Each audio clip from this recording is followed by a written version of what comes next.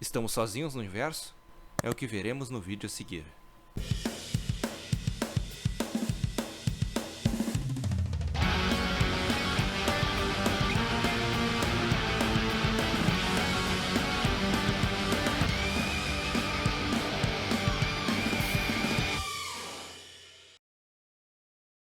Quando a gente para pra pensar no nosso universo ou na nossa galáxia, uma pergunta que sempre nos incomoda é: será que a vida inteligente lá fora?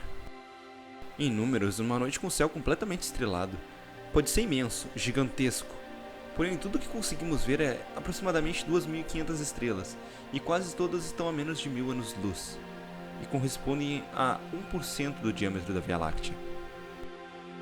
É estimado que existem pelo menos 1 bilhão de planetas similares à Terra, e mais estimado ainda de que existem 100 mil outras civilizações inteligentes como a nossa na galáxia.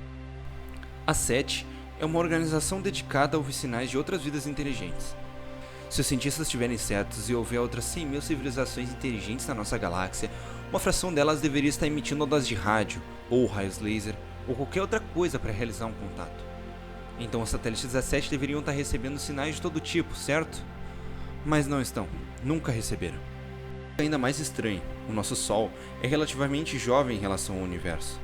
Há estrelas muito mais antigas, com planetas muito mais velhos e semelhantes à Terra, que em teoria representariam civilizações muito mais evoluídas que a nossa. Existe algo chamado de a escala de Kardashev, criada pelo astrofísico russo Nikolai Kardashev em 1964, e hierarquiza o nível de desenvolvimento tecnológico de uma civilização com base em 3 categorias: as chamadas civilizações de tipo 1, 2 e 3. Uma civilização de tipo 1 tem a habilidade de usar toda a energia do seu planeta. Nós não somos exatamente uma civilização do tipo 1, mas estamos bem perto. Carl Sagan criou uma fórmula para essa escala que nos coloca como uma civilização do tipo 0,7, pois ainda não usamos de maneira correta a energia que o nosso planeta poderia produzir. Uma civilização de tipo 2 pode colher toda a energia de sua estrela hospedeira, assim como de seu sistema solar inteiro. Nosso cérebro de tipo 0,7 mal conseguiria imaginar como alguém faria isso. Uma civilização de tipo 3 ultrapassa fácil as outras duas, podendo usar a energia de toda uma galáxia. Esse nível de avanço é, digamos que, impossível de imaginarmos, pelo menos por enquanto. Como essa colonização galáctica teria acontecido? Uma hipótese: cria-se um maquinário onde pode-se viajar para outros planetas.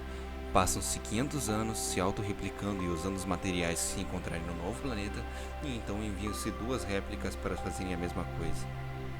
Mesmo sem alcançar nada perto da velocidade da luz, esse processo colonizaria a galáxia em 3,7 milhões de anos, relativamente um piscar de olhos quando falamos em uma escala de bilhões de anos. Continuando a especular, se 1% da vida inteligente sobreviver tempo suficiente para se tornar uma civilização de tipo 3 em potencial, os cálculos acima sugerem que haveriam 1000 civilizações do tipo 3 em nossa galáxia.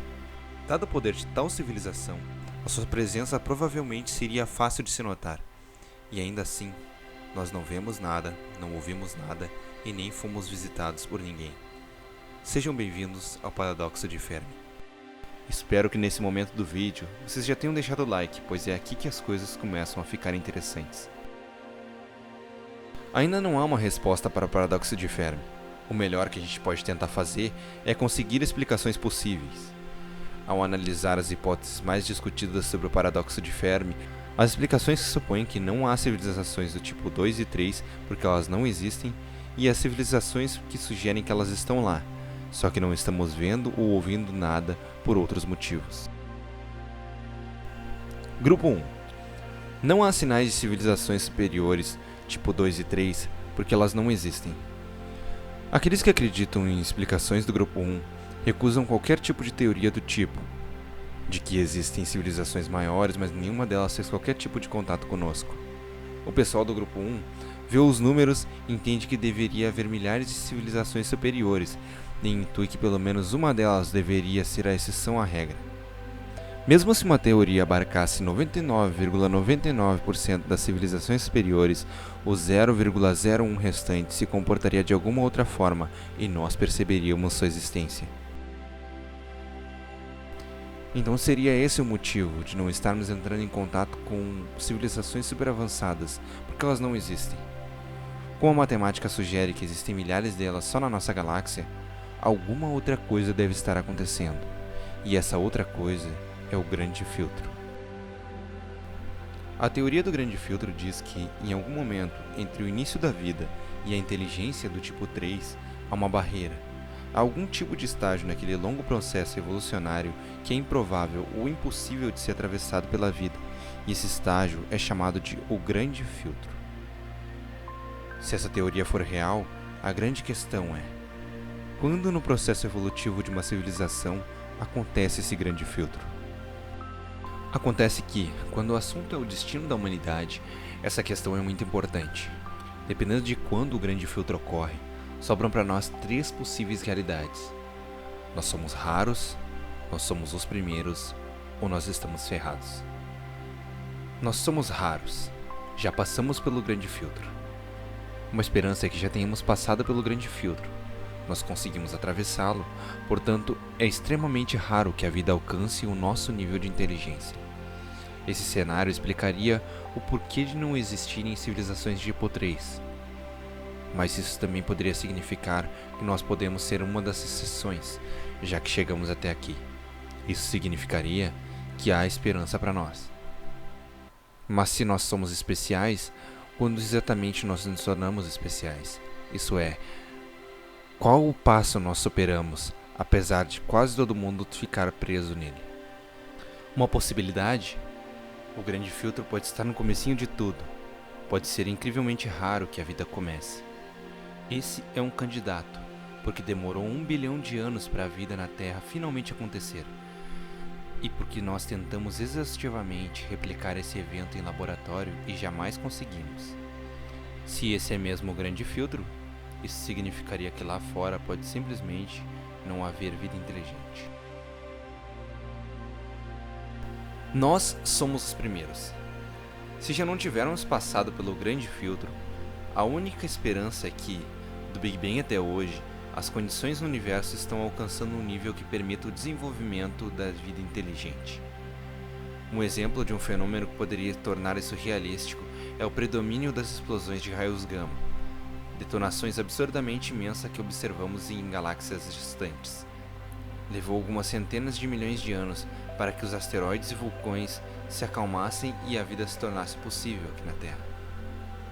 Da mesma forma, pode ser que o começo das existências do universo esteja cheio de eventos cataclísmicos, com explosões de raios gama que incineram tudo à sua volta de tempos em tempos, evitando que qualquer vida se desenvolva a partir de certo estágio.